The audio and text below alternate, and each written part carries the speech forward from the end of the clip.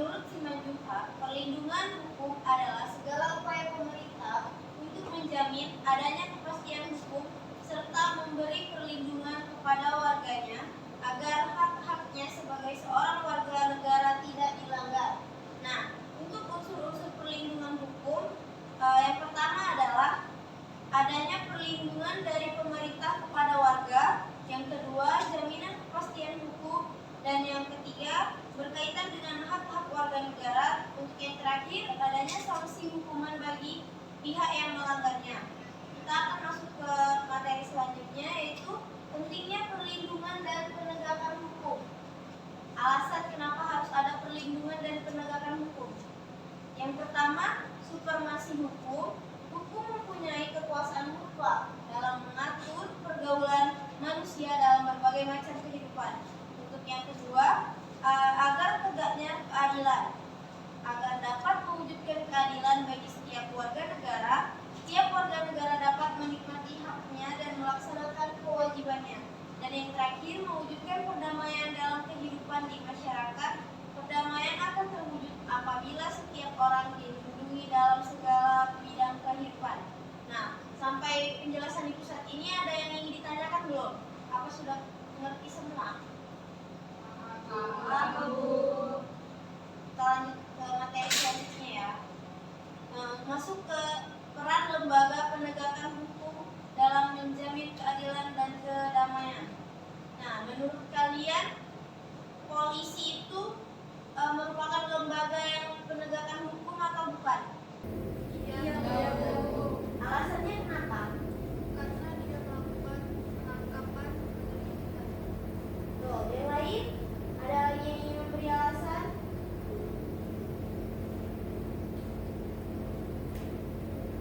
Karena polisi bertugas untuk menjaga keamanan dan menertibkan masyarakat. Tuh, karena tentunya yang seperti kita ketahui ya, tugas polisi itu menangkap atau mengadili orang yang melanggar dari penegakan dari hukum tersebut kan. Jadi sudah seharusnya polisi itu menangkap orang-orang yang melanggar dari hukum tersebut. Nah, untuk yang lembaga kedua, kejaksaan. Setelah ditangkap oleh polisi tadi, para pelanggar hukum itu diadili di kejaksaan. Entah itu akan diberikan hukuman bagaimana, itu akan sesuai dengan aturan yang sudah berlaku dalam undang-undang kita.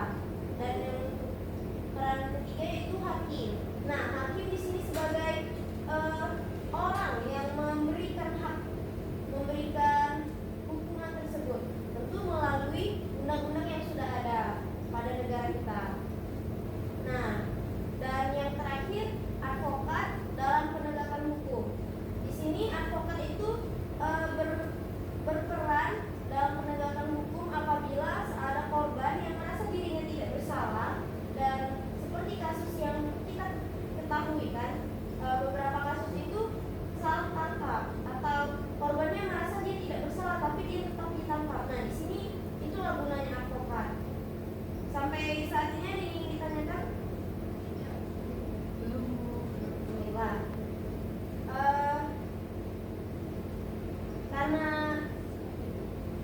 Karena kalian sudah paham semua ya sepertinya, langsung saja Ibu kasih tugas. Kalian Ibu bagi kelompok terlebih dahulu, karena di sini lumayan banyak. Ibu jadikan 4 kelompok saja ya. Kelompok pertama, kelompok kedua, kelompok ketiga. Keempat yang di belakangnya menyesuaikan aja ya. Tugasnya di sini kalian cari dari yang melanggar contoh-contoh pelanggaran hukum seperti itu. Nanti kalian buat dalam bentuk poster. Tapi waktunya Ibu kasih waktu cuma 30 menit dari sekarang. Jadi sekarang langsung dibuat, nanti setelah selesai 30 menit langsung dipresentasikan.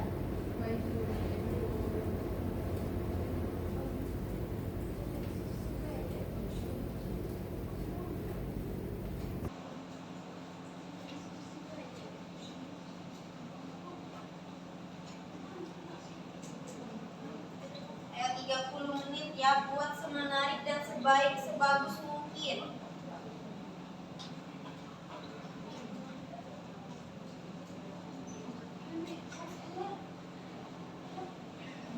Bagi yang sudah selesai, silakan tunjuk tangan untuk maju. Cepat sekali. Silakan kelompok Repa. Terserah. Berdua. Silakan.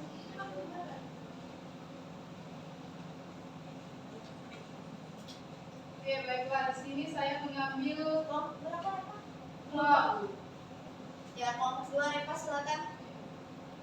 Nah, jadi di sini kami mengambil mengenai melanggar peraturan sekolah. Yang pertama itu menyontek ketika ulangan. Iya, gambar teman-teman. Di sini mengapa menyontek ketika ulangan itu tidak diperbolehkan? Karena melanggar aturan sekolah. Karena setiap sekolah memiliki aturan tertulis yang mengatur perilaku siswa, termasuk saat ulangan. Menyontek dan terlambat sekolah melanggar aturan ini. Yang kedua itu datang sekolah terlambat. Nah, yang kedua ini mengapa tidak diperbolehkan? Karena merugikan diri sendiri dan merusak integritas dan etika. Etika nama sekolah kita. Kalau kita terlambat akan merusak nama sekolah. Selanjutnya, berarti menurut kalian apakah jawaban atau contoh-contoh dari kelompok 2 ini sudah tepat? Tepat Bu? Beri aku dulu. Silakan duduk kelompok 2. Selanjutnya ada lagi yang sudah selesai? Saya Bu, kelompok kami. Ya silakan, Mira.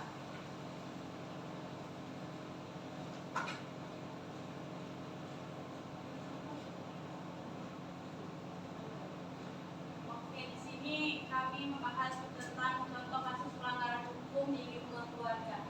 Yang pertama itu ada mengganggu kakak atau adik ketika sedang belajar. Mengapa mengganggu adik atau kakak itu termasuk pelanggaran hukum di keluarga?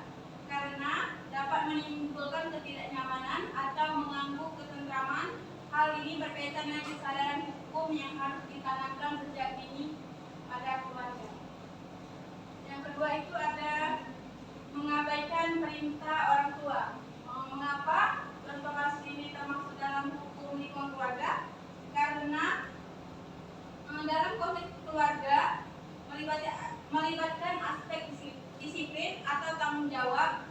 Nah, ketidakpatuhan anak terhadap orang tua seringkali menimbulkan masalah dalam komunikasi, sehingga dapat mengarahkan pada perilaku penyimpangan yang berdampak negatif. Sudah? Silakan dulu.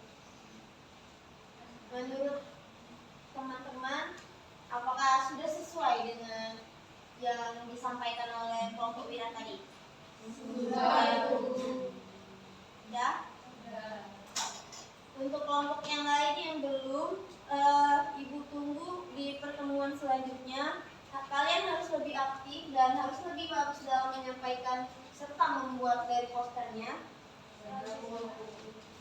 Apakah ada yang ingin ditanyakan untuk siswa sekalian?